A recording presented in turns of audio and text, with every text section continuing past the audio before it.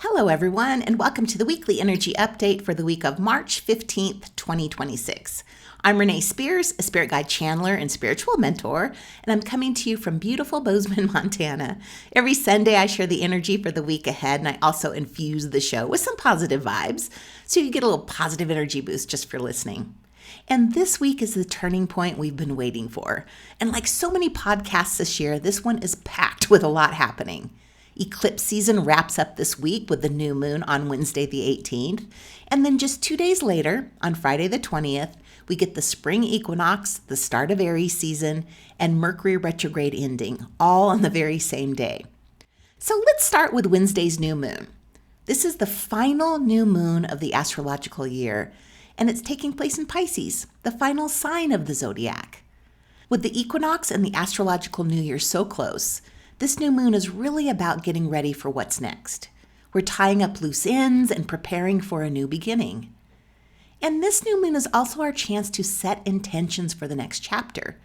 But instead of only focusing on specific goals, this moon wants us to look at the bigger picture. Like, how do you actually want your life to feel? And this is not the time to limit yourself. There's so much transformative energy available to us right now, so think big. If you knew things were aligning for you, what would you choose next? And it's important to get clear right now because just 2 days after the new moon, we have the equinox, which is the beginning of the astrological new year, and also the start of a huge new chapter, when all the shifting we've gone through the past few years comes together, and we are officially in brand new territory. So this Pisces new moon is helping us prepare for that shift. Before a new cycle begins, we clear space for it, which we have been doing with all of the releasing of last year's Year of the Snake, and then recently with the most intense Mercury retrograde I've ever experienced. But this is the final release before it's full speed ahead. That's why this new moon can feel quieter and more introspective than other new moons. Instead of charging ahead, tits blazing, slow down, take a breath, and listen inward for some clarity before the energy changes so dramatically with Friday's spring equinox. So Pisces is a water sign, making this an excellent moon for a bath ritual. Just light some candles, add some essential oils or salts to the water, and as you soak, visualize yourself releasing the old energy, heaviness, and any emotional residue that you've been carrying, not just from the past year, but from your life up until this point. And then as the water drains, visualize all of that gunk being washed away down the drain. Twice each year, the Earth reaches a moment of perfect balance. The spring equinox is the moment when day and night are nearly equal across the planet. And since ancient times, people around the world have celebrated the equinoxes as special, powerful, and even holy occasions. They thought of this time as the true new year. And the equinox is also the start of Aries season. And in astrology, the chart cast for the exact moment the sun enters Aries is called the Aries ingress chart.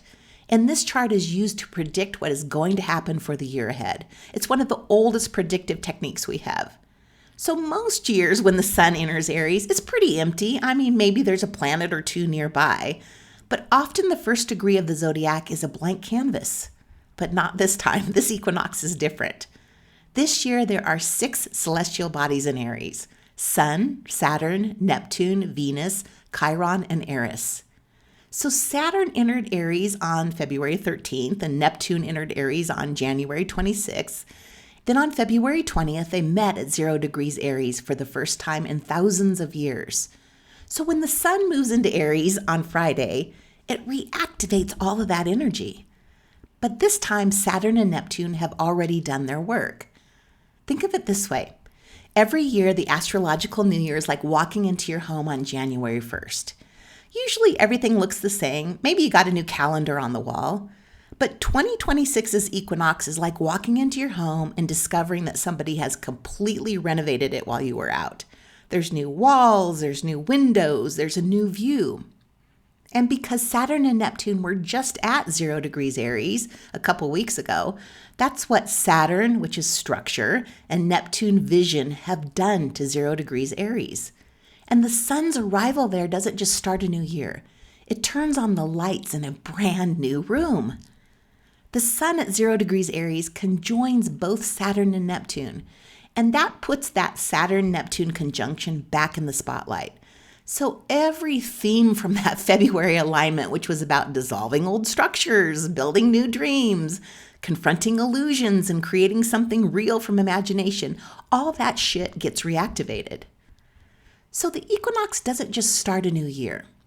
It illuminates everything that's changed, and it asks you to step into it. We're entering a whole new world. And of course, since there's no coincidence to anything happening during these fated times, on the same day, Mercury, which has been retrograde since the end of February, stops, turns around, and moves forward again. The symbolism is pretty hard to miss. Like the astrological new year begins at the exact moment that Mercury says, time to move forward. Like whatever clarity you've been waiting for arrives now. So when the sun enters Aries, things start to heat up. Aries is a cardinal fire sign, and we're also in the year of the fire horse, which started with a ring of fire eclipse.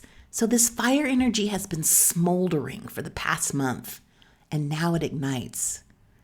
So this year is more than just the usual start of Aries season. This year is packed with rare planetary shifts. Pluto is now in Aquarius, Neptune and Saturn have both moved into Aries, and Uranus is getting ready to enter Gemini. And because so many slow-moving outer planets are changing signs within such a short period of time, this is one of the most important turning points we've had in decades. And now it's full speed ahead. Things heat up. Things move quickly. We'll still experience some changes as eclipse season shakes out over the next few months, but it's all systems go. We are now in a brand new era. We're moving into the unknown, and all this newness and forward momentum can feel really unsettling and overwhelming and scary. Like we want stability. We want to know what's coming next. And we just don't have that right now. And things, are looking maybe a little bleak out there. But all this Aries energy also brings bright new possibilities. It activates new trajectories, fresh starts, and new ways of doing things. This is a time to do everything you can to stay grounded and hopeful. Double down on all the practices that help you feel balanced and connected. And just as importantly, try not to clench against the unknown. Try not to grip so tightly for certainty that you lose touch with trust. This moment is asking us to surrender, to stay open, and trust that even if we can't fully see where things are going, it will be okay. All of this change isn't happening to us. It's unfolding for us.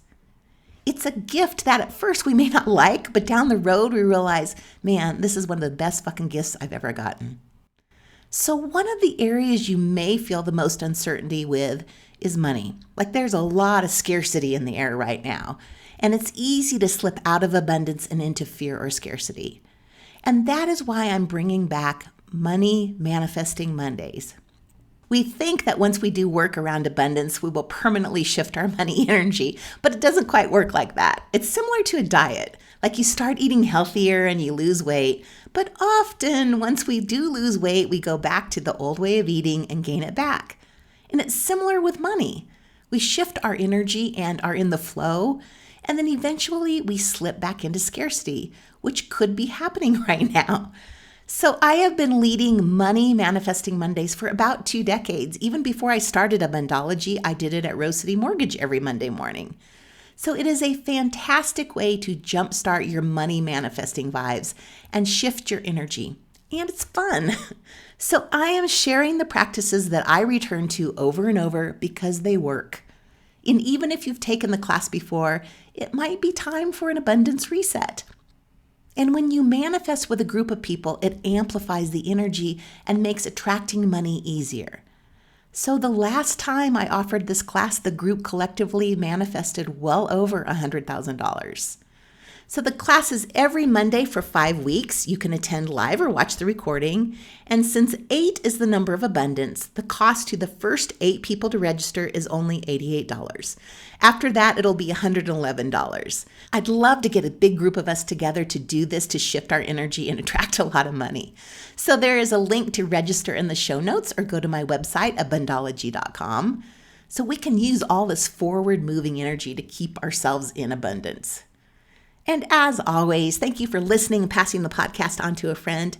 Today is house cleaning day for me. Woohoo! So I'm entering this next chapter with fresh, clear energy, starting by cleaning my home and taking some things to donation. So have a great week, everyone, and I'll see you again next week when we're on a whole new timeline.